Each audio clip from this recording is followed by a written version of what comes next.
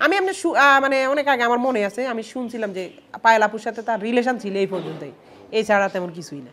মানে এই যে মেয়ে গঠিত বিষয়টি সেগুলো আমরা কিছুই জানতাম না। জনপ্রিয় কন্টেন্ট ক্রিয়েটর তৌহিদ আফ্রিদিকে ঘিরে একের পর এক চাঞ্চল্যকর তথ্য সামনে আসছে।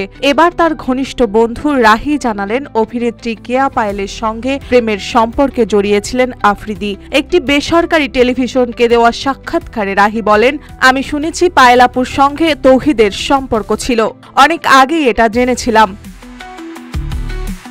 আফ্রিদিকে ঘিরে প্রেমের গুঞ্জন নতুন নয়, এর আগে অভিনেত্রী দিঘির সঙ্গে তার সখ্য নিয়েও আলোচনা চলেছিল, যদিও তখন সবসময় বিষয়টিকে বন্ধুত্ব বলে এড়িয়ে গেছেন। এবার কেয়া পায়েলের সঙ্গেও তার সম্পর্কের খবর সামনে এলো। তবে সবকিছু পেছনে ফেলে গত বছরের নভেম্বরে আফ্রিদি বিয়ে করেন রিশা নামের এক তরুণীকে।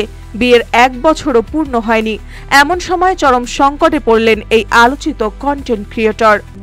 RICL TMX, যুগের পর যুগ স্থাপনা থাকে মজবুত। আটকের পর ছড়িয়ে পড়া এক ভিডিওতে দেখা যায় আফ্রিদি জানাচ্ছেন তার স্ত্রী অন্তঃসত্ত্বা। এই তথ্য আরো আলোচনার জন্ম দিয়েছে। আইনি জটিলতায় পড়েছেন তিনি। ঢাকার চিফ মেট্রোপলিটন ম্যাজিস্ট্রেট CMM আদালতের অতিরিক্ত পাবলিক প্রসিকিউটর মোহাম্মদ শামসুদ্দোহা সুমন বলেন, আফ্রিদি লাইভে এসে আওয়ামী লীগ, যুবলীগ ও ছাত্রলীগকে আন্দোলনকারীদের বিরুদ্ধে হত্যাযজ্ঞ চালাতে উস্কানি দিয়েছিলেন। যথাযথ তথ্য প্রমাণের ভিত্তিতে তাকে গ্রেফতার করা হয়েছে।